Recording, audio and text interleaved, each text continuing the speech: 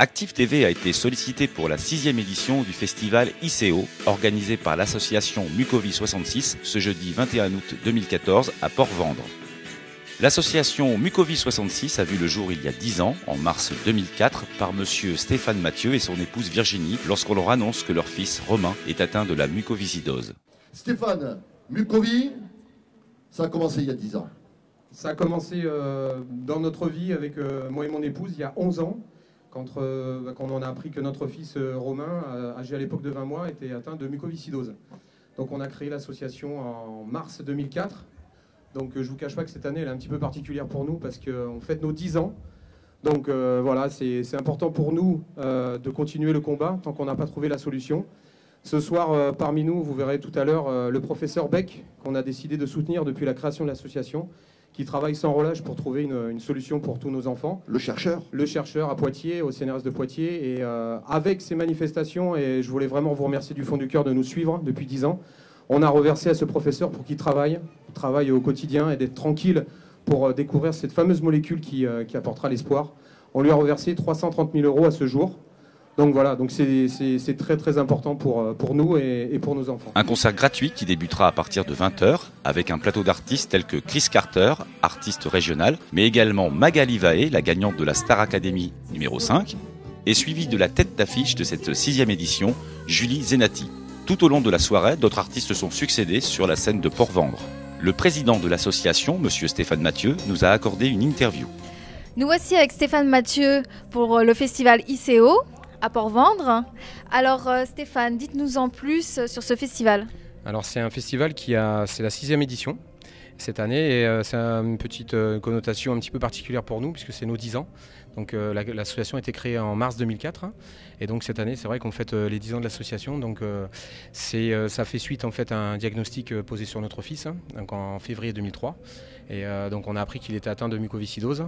Et voilà, ce qu'on a voulu faire, c'est être proche des familles, parce que quand on a appris la maladie, on était un petit peu perdu. Et sur le département, il y avait une vingtaine de familles, il y a environ 7000 personnes en France. Et donc on a voulu créer une association voilà, pour être proche des familles, les aider dans leur démarche et surtout apporter une aide à un professeur qui avait à l'époque découvert une molécule qui s'appelle le miglustat. Et c'était la première fois qu'une molécule modifiait le gène dans la maladie. Donc pour nous, c'était, voilà, on a dit si l'association fonctionne, ça serait bien d'aider ce professeur. Et donc depuis le début, au centime près, voilà, les fonds sont reversés à ce professeur. Ah oui, bon, c'est une belle association en tout cas. C'est une association qui, sans bénévoles, on ne fait rien, ça c'est sûr. Donc il y a beaucoup de gens qui nous apportent en fait des idées, des projets. Voilà, il y a beaucoup d'échanges. Et on a la chance d'avoir Bernard Gouta, donc l'ancien capitaine de l'USAP et ancien joueur aussi de l'USAP. On a eu Kali qui nous a rejoint, Tchéki Cario. Donc c'est vraiment des gens qui nous ont apporté leur expérience aussi et leur vision de la solidarité d'une association. Et moi je me cale beaucoup. Voilà, c'est vraiment un truc ensemble. Voilà, c'est vraiment quelque chose qui me touche beaucoup et je pense que c'est ma manière de fonctionner et je pense que c'est pour ça que ça fonctionne aussi bien d'ailleurs. Donc 10 ans, c'est vrai que c'est une réussite. Vous êtes fiers de cette réussite, j'imagine. Et 6 ans de festival, qu'est-ce qui vous a donné envie de faire ce festival? Comment c'est venu? Les difficultés? Alors ça a été extraordinaire parce que c'est un bénévole et un ami qui absolument voulait créer un événement gratuit. Parce qu'on est quand même dans le sud de la France où normalement il fait beau, voilà, et donc il voulait en fait un festival un petit peu dans un endroit un peu particulier. Donc on s'est baladé un petit peu sur le département et on a vu Port-Vendre, on a vu ce port et on a vu ce parking et on a dit mais voilà, je pense que ce festival il faudrait le faire là. Et on a regardé les bateaux et on a dit mais comment il va s'appeler ce festival? Et mon ami Gilles Gimenez, je le cite parce que c'est grâce à lui que ce nom du festival existe depuis 6 ans maintenant. Festival ICO quand il a vu voilà, tous ces voiliers, ces bateaux. Et voilà, donc il est né un petit peu avec encore un échange avec une personne. Voilà. D'accord. Et quels sont les buts en fait de ce festival? Alors donc, comme c'est un festival gratuit, on fait marcher entre guillemets la solidarité de nos partenaires. Donc c'est un échange de marchandises ou alors un soutien financier. Et donc sur les paellas, les boissons, la boutique, alors on a un t-shirt avec les signatures des joueurs de l'USAP, des petits nounours, un bracelet, et ça nous permet de récolter des fonds. Voilà. Et c'est vrai que cette maladie, elle est connue, mais en même temps, on la connaît mal. Est-ce que vous pouvez nous en dire un petit peu plus? Alors c'est une maladie qui a été beaucoup médiatisée malheureusement depuis que Grégory Le Marchal est décédé. Et c'est une maladie génétique qui touche les voies respiratoires et digestives. C'est-à-dire que c'est assez technique, mais c'est une protéine qui ne fonctionne pas. Et c'est la protéine delta F508. Excusez-moi. Et donc cette protéine ne fonctionnant pas, le mucus devient de plus en plus épais. Donc le chlore circule mal, etc. Donc on a chacun, vous savez, des cils pour nettoyer en fait les poumons, tout ce que vous pouvez respirer. Et là, dans la mucoviscidose, ça ne fonctionne pas. Donc c'est des infections pulmonaires, le mucus devient de plus en plus épais, il faut une séance de kiné tous les jours, il y a 50 médicaments à prendre par jour, des aérosols, donc c'est un gros quotidien qui est assez difficile. Mais bon. Et aujourd'hui, est-ce qu'il y a quelque chose que les gens pourraient faire pour cette association, une aide, ou qu'est-ce que pour les gens qui nous regardent pourraient apporter à cette association? Alors ce que je leur dis, c'est que c'est une maladie qui peut toucher tout le monde, puisqu'on est 4 millions porteurs du gène sans le savoir. Donc mon épouse est porteur du gène, moi aussi. On a un risque sur 4 de donner la maladie à chaque fois. Et voilà, malheureusement, il y a une naissance par jour, voire tous les 2 jours en France. Donc c'est beaucoup, c'est même trop. Et donc 7000 personnes touchées, alors c'est beaucoup et peu à la fois. Mais ce que je peux vous dire, c'est que si vous mettez une petite parenthèse dans votre vie, vous appuyez sur votre ordinateur sur mucovi.com où il y a justement un reportage qui est fait justement depuis la création de l'association. Vous allez voir tout ce qu'on fait et vous faites un don, vous achetez un t-shirt, un petit nounours et ça fait avancer un petit peu le combat. Voilà. Et ce professeur, on peut lui dire voilà, on a tant de fonds à vous remettre et essayer de trouver la solution. Voilà. J'espère que les gens qui nous regardent vont aller sur ce site et puis vont essayer aussi de participer à cette action et justement faire avancer le soutien, avancer la recherche. Et je vous remercie pour ce festival et puis pour cette interview. Magali Vaé, la gagnante de la Star Academy 5, a accepté de répondre à nos questions. Donc Magali Vaé, vous pouvez nous parler un peu de vos projets, de votre nouvel album? Eh bien, mon nouvel album s'appelle Métamorphose. Donc, c'est un album où vraiment je me livre sur ma vie de ces dernières années. Voilà, vraiment pour que les gens me découvrent telle que je suis réellement en musique, avec des styles de musique qui vont du jazz manouche au pop rock. Voilà, donc je fais un peu de tout. Je fais ce que j'aime et ce qui me ressemble. J'ai pas envie de rentrer dans une case en particulier. Et puis vu l'accueil qu'a le public pour cet album et les titres que je chante lors des concerts, les gens me reconnaissent et tout, donc je suis ravie. Et justement, c'est par rapport à cette case dont vous parlez, c'est justement pour casser cette espèce de boîte où on vous a mise pendant plusieurs années, c'est ça, par rapport à la Starac? C'est pas forcément par rapport à la Star Academy, c'est que quand on est chanteur en général, quand on fait un style de musique, on n'a pas le droit d'en sortir, on doit rester dans ce style de musique. Et moi, il y a beaucoup de choses que j'aime. Alors certes, c'est vrai que je suis beaucoup plus variété française, mais il y a beaucoup de choses que j'aime dans la variété française parce que c'est très vaste. Et grâce à tous ces sons musicaux et tous ces styles musicaux, justement, on peut dire plein de choses, on peut faire passer beaucoup d'émotions. Et donc je ne veux pas rester dans cette case. Je suis un Rubik's Cube. Je peux aller dans n'importe quel sens. Et d'où vient cette inspiration? J'ai pas vraiment d'inspiration. Les chansons sur cet album, je voulais vraiment raconter aux gens ce qui s'était passé pour moi ces 8 dernières années, pourquoi j'avais commencé à chanter, des choses de ma vie personnelle, des traits de mon caractère. J'ai voulu vraiment parler de choses que je connaissais, qui me touchaient, pour que les gens se reconnaissent dans cet album et me découvrent ou me redécouvrent pour ceux qui me connaissaient déjà. Et je me suis pas forcément inspirée de quelqu'un. Après, j'ai fait une très belle rencontre qui m'a vraiment mis sur la voie et sur les deux voies, que ce soit la voie et le chemin.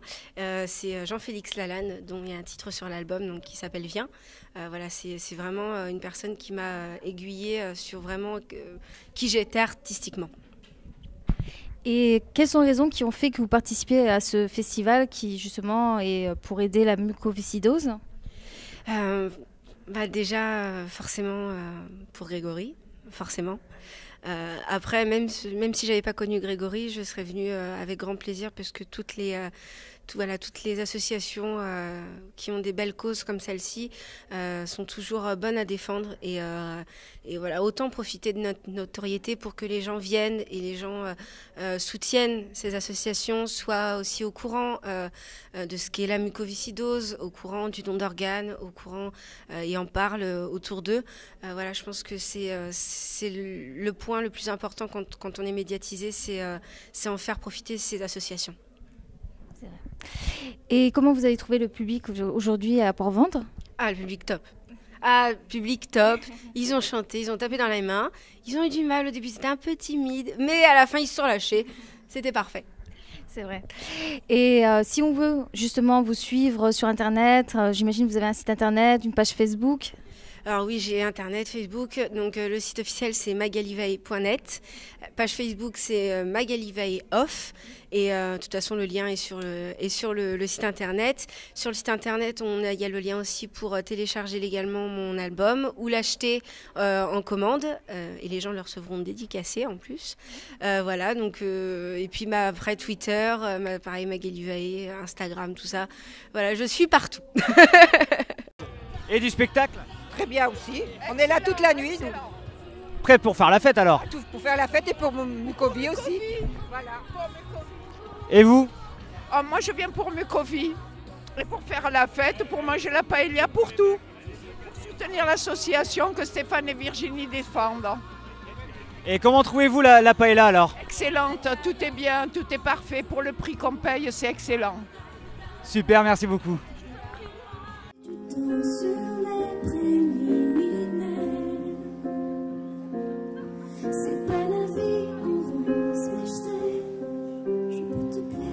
Julie Zenati a eu la gentillesse d'accueillir l'équipe d'Active TV dans sa loge pour une interview exclusive. Nous voici avec Julie Zenati au festival Lycéo pour lutter contre la mucoviscidose. Julie, dites-nous pourquoi vous avez voulu participer à ce festival. Alors d'abord j'y étais invitée et ensuite tout simplement parce que c'est une touche c'est une cause qui me touche particulièrement, dans le sens où au travers du texte que j'avais fait pour Grégory, une chanson qui s'appelle Le Lien, j'ai approché de plus près cette maladie.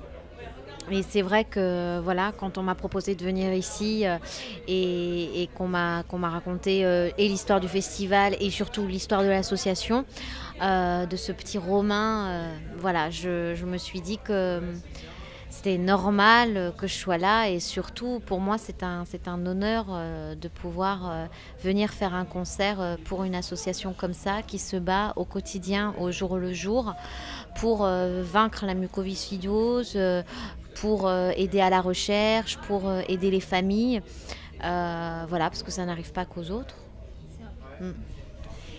Et comment vous avez trouvé justement le public de Port-Ventre ? Oh bah c'est surtout un public de vacanciers, je pense, je sais pas. Très sympa, vraiment. Je pense qu'on a passé un très bon moment. Et c'est toujours délicat quand on fait des plein air, parce qu'il y a des passants, il y a des gens qui sont là, il y en a qui partent, qui reviennent, qui vont s'acheter une glace, tout ça. Et puis à un moment, il faut réussir à les attraper tous en même temps pour qu'il y ait une communion.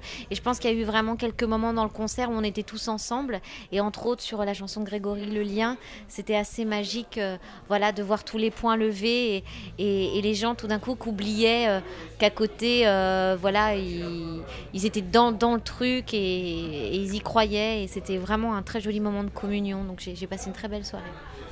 On a vu que pour vous, l'interactivité avec le public était importante.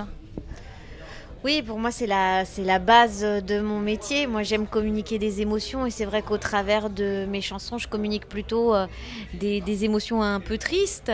Alors, j'en profite pour montrer que Julie, c'est pas que ça. C'est aussi de la rigolade, et surtout je suis entourée d'une équipe de musiciens qui sont plutôt des rigolos, donc c'est un peu des moments de détente pour nous, et puis c'est une manière de s'appréhender aussi avec les gens, que tout le monde soit à l'aise, parce qu'il ne faut pas oublier qu'un public parfois ça peut être un peu pudique, que les gens sont mal à l'aise quand on les regarde ou quand on les pointe du doigt, et puis c'est comme un premier rendez-vous, donc voilà, il faut s'apprivoiser, il faut se parler, il faut communiquer, et voilà, et j'aime bien faire ça de cette manière-là en tout cas. Votre titre D'où je viens, qui va bientôt sortir, vous avez coécrit, c'est les textes, c'est bien ça, et composé. D'où vous est venue cette inspiration ? D'où je viens, c'est mon histoire. C'est l'histoire de ma famille, de mes origines. D'où je viens, c'est cet endroit en même temps qui est un refuge, cet endroit parfois ou une culture qu'on essaye un petit peu de gommer pour ressembler aux autres, et puis un jour dont vous avez besoin finalement parce que vous êtes en quête un peu de votre identité. Et ça, je crois que ça arrive au moment où on a un enfant, parce qu'au moment où on a un enfant, il y a un espèce de révélateur vas-y, raconte-moi la vie et c'est quoi, et si on ne sait pas qui on est et d'où on vient, je pense que c'est compliqué de transmettre des valeurs solides à un enfant. Et votre nouvel album qui va sortir, est-ce que vous pouvez nous en parler un peu plus ? Est-ce que vous avez des duos justement qui vont être sur cet album ? Oui, il y aura des duos dans cet album que je garde pour le moment encore secret. Voilà. Oui, il y aura des duos. L'album s'appelle Blanc. C'est une chanson qui a été écrite et composée par Da Silva, avec qui j'ai beaucoup travaillé sur l'album. Et voilà, c'est un album qui a mis du temps à éclore parce qu'il s'est passé beaucoup de choses et beaucoup de choses ont changé. Et ma manière de travailler aussi a bougé. Et voilà, je suis très contente de cet album et je commence à avoir hâte de faire découvrir d'autres chansons au public. Est-ce que vous avez des conseils à donner aux petites filles qui veulent devenir chanteuses comme vous, qui sont fans justement de Judy Zanatti, qui se disent « j'aimerais vraiment devenir comme elle » Alors, je ne pense pas que les petites filles soient forcément fans de Judy Zanatti. Je pense que les petites filles, elles sont plutôt fans de la Reine des Neiges ou peut-être de, je ne sais pas moi, de qui elles pourraient être fans. En tout cas, à tous les gens qui ont envie de faire de la musique, que ça soit écrire, composer, chanter, jouer. Je dirais que l'important, c'est d'y croire. Parce que ce n'est pas des métiers qui sont simples, c'est des métiers qui sont faits de rencontres, de chances, de moments, d'instants. Il y a des moments qui sont magiques, d'autres qui sont plus difficiles, mais c'est toujours se dire qu'on a quelque chose à raconter, qu'on a surtout envie de le partager. Donc être tenace, je crois que c'est ça. Je vous remercie Judy Zanatti et je vous dis peut-être à bientôt à Port-Vendre.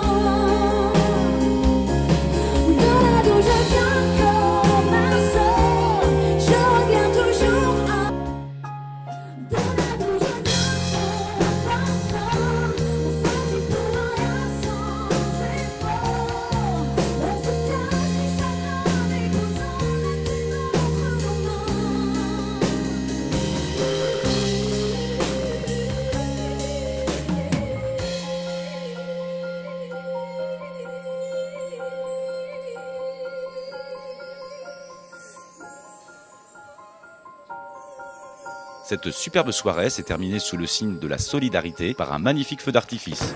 Et nous vous donnons rendez-vous l'année prochaine pour continuer le combat.